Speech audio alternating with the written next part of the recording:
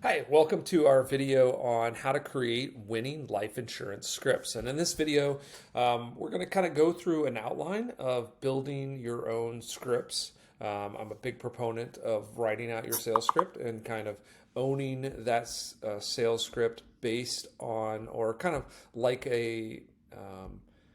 like an actor would do that, right? So an actor takes in the script, they look at it, they kind of read through it a couple times, they adjust it, they change their tonality, they practice it, and they essentially make it their own, including changing it a little bit, right? And so that's why I like to start with that script. So we're going to talk about how to kind of build that script out, and specifically, we're going to talk about techniques to establish trust, to go through and present options, since we're talking about insurance and life insurance in particular.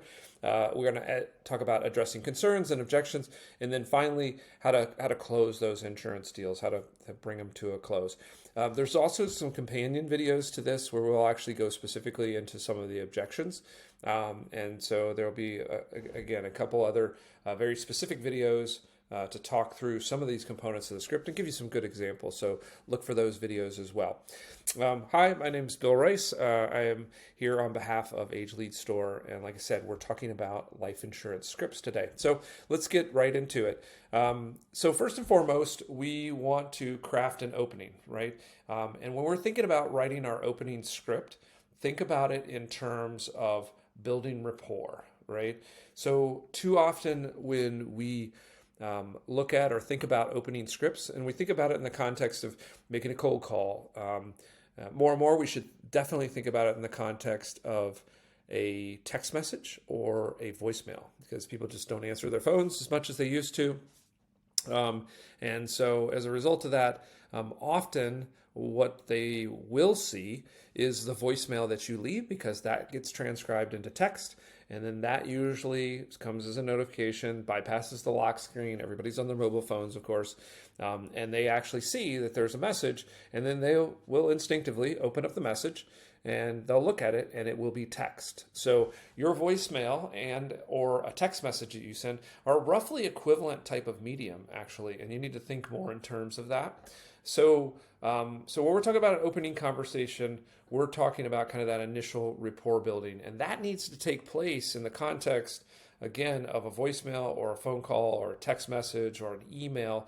That needs to take place in a very short period of time. Like if you're actually talking about a voicemail, just a few seconds, right? If you're talking about a text message, just a line or two, right? So we need to, this is again why the writing exercise is super important, because we need to make that rapport building as concise as possible.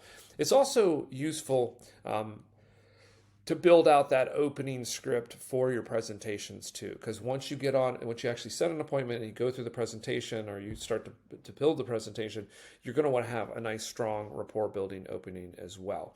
So we're starting this conversation. It's about life insurance, right? A little bit of a challenging conversation, right? Because you're kind of talking about into life sort of thing. So the key really is to make them comfortable and to sort of just begin that ice breaking. One of the things I love to do in a variety of different industries where I've sold is just to start that introduction.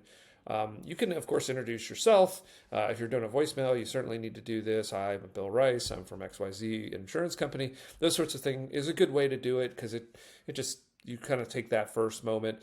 And then if you're in a conversation or you're starting a presentation or something like that, one of the best questions is like, what do you do? Right? It's an adjacent question. It's helpful to open up some larger sort of life questions that you'll want to ask. But it's a great icebreaker, right? So interest, hobbies, of course, are other ones.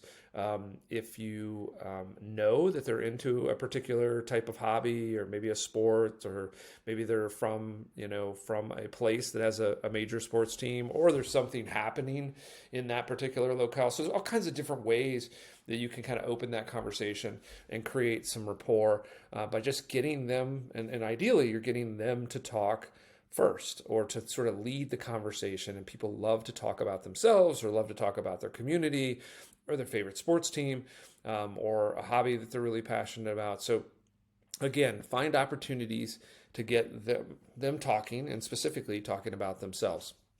In the context of a voicemail, it's really important, depending on the lead source that you're looking at, to take a look at what is in that lead and see what you can do to personalize that first message, right? So sometimes it's when the lead came in. Hey, I just got your lead off the website.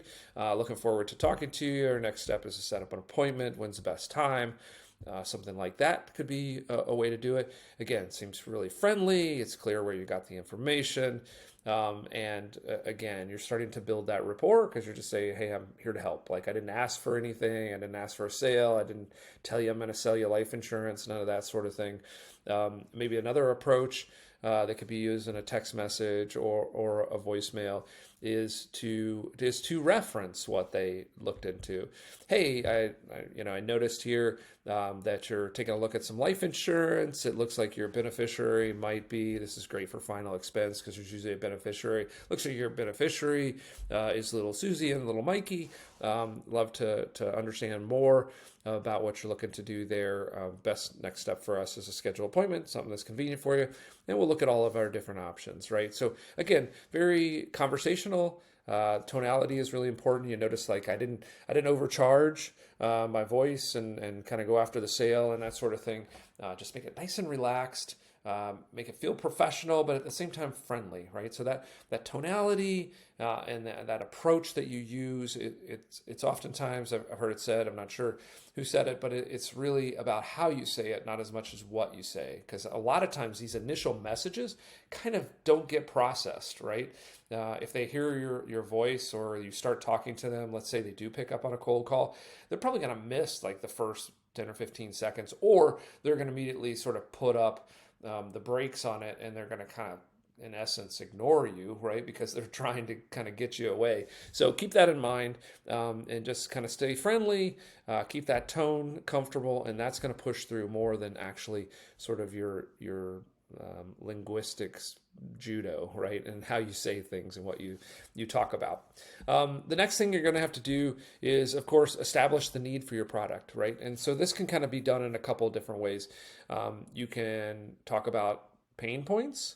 And in essence, they're probably in the back of their mind, they have some pains or some anxieties that they're concerned about. That's why they went looking for life insurance, right? And some of this rapport building can kind of give you clues as to what that is. Is there a change in life situation?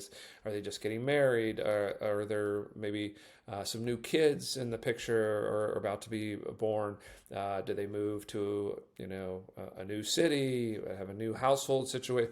There's a lot of different sort of triggering event, and so this is a part of the trust building, really understanding their situation, their financial situation, their personal situation, what's happening in the family and the family dynamics. Like understanding all those different things is super important. And then, of course, once you understand kind of the triggering event or what's making them interested, is then establishing the need for your product or how your product solves the problem that they're concerned about or the anxiety that they have. There's a couple different things, I think, in life insurance in particular that people forget. It kind of has a dual effect, right? There's protection and then there's security, right? So there's sort of this financial protection element of it, but there's also this security blanket that you're putting over your loved ones, right? And so bringing those into play is really important. And then also sort of zeroing in on those sort of unexpected or expected events that they're thinking about. So there's probably some context for why they think they might need some life insurance, or it might just be a prudent decision. So again, it's good to understand sort of the motivation and then be able to place your product in that need or your product against whatever that anxiety is.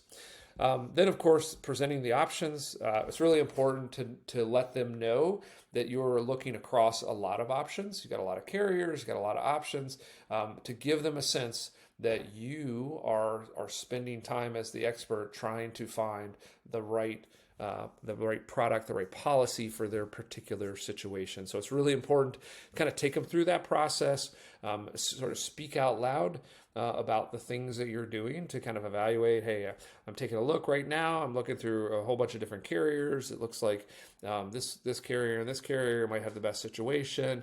They've got kind of some unique offerings here for your particular situation. So anyway, those things are super important. The next part of the script is really to start creating and accumulating a kind of an FAQ of concerns and objections that potentially will come up. So things that they will say, and like I said, I'm going to do a separate video on objections and concerns, particularly and kind of how to handle those responses. But it's really helpful. Like you already probably know a half dozen off the top of your head that you've heard. So go ahead and write those down and even have those available to you. And then practice them over and over again. You can put them on index cards and literally sort of practice them over and over again, so that when those objections come up in whatever form, and there's probably some variations of them, you'll immediately kind of know the ideal response to that. So that sort of confidence and that already kind of understanding that demonstrates expertise, builds trust. There's some confidence there. It creates a sense of ease that you are already thinking about these things is super important. And then some of the objections that are just kind of false flags, it's important for you to kind of practice getting through those too, because sometimes we present objections merely for the purpose of to kind of set the deal off or to kind of push you away or not consider the options, or maybe even ignore the problem, right? And so not talk about life insurance, or at some point you get uncomfortable. So it's nice to have a laundry list of those and to be able to practice them. And as you hear different ones, add them to your scripting list, right? And then ultimately the closing. So the two parts that, like, if you do nothing else, probably the two parts that you definitely want to spend a lot of time scripting and going over and over again is the opening and the closing. Like, these are sort of two critical moments which you sort of only have a finite time to actually make them effective, right? So writing them out and practicing them over and over again is super important. The closing, of course, is one of those. And sort of the way I like to write closings in my script is I like to have a series of sort of trial closings. Hey, based on what we've talked about so far, it sounds like this whole life policy might make a lot of sense. Does this sound interesting? Does this sound good? In order to kind of go forward, what do we need to do next, right? And those sort of trials to get them to give you some level of commitment, or, hey, this sounds like a good option. Is there anything that I'm missing here, right? To kind of get them back into the conversation to give you a commitment. And a lot of times they say, no, it looks right, and that sort of thing. So those are trial closes. Those are little opportunities for you to get these little micro commitments from them so that you can know that you're building in the right direction and you're not leaving it. So it's really important too. Like, a lot of times salespeople talk too much, right? So you need to make sure that you're re-engaging the client to get them to talk back to you and give you feedback to make sure everything's on track, because you don't want to spend 20 minutes on the phone with these folks or an hour and a half in their home and then find out that you were running down the wrong path, right? And not know that till the end. So having these little sort of incremental trial closes and mini commitments and micro commitments along the way are super important. So you want to build some of those and script out some of those so that you can interject them into your presentation along the way, just to make sure that you're getting the head nodding and then the yes is coming out and those sorts of things. And then ultimately, how do you close and give a nice solid, hey, let's get commitment, let's take the next step and get it to kind of a signed and inked deal. So that's super important. All right, hopefully this has been helpful just to kind of recount sort of the basic building blocks here. We want to start with a good solid opening and conversation that builds rapport. Then we want to establish the need for life insurance and build trust with that expertise, right, that we're bringing to the presentation. We want to present and talk about the fact that we're looking through a lot of different options and doing a lot of work for them. We want to make sure that they see that and they hear that in what we're doing. And then, of course, we want to make sure that we knock down all the concerns and objections, because we don't want that commitment to go off and end up back in the household or discussed maybe between spouses later and have something unanswered that kind of snarls the deal. So as we go through, we want to have and pull out all of these concerns and objections. And a lot of times you can do that with this last point of using these little micro closes, right? You use these little trial closes in order to make sure that we're progressing along and we're sussing out every objection and concern that they might have in the back of their mind, and then ultimately closing the deal. Hope you enjoyed this. Encourage you to subscribe and hit that notification bell so you get our other training videos.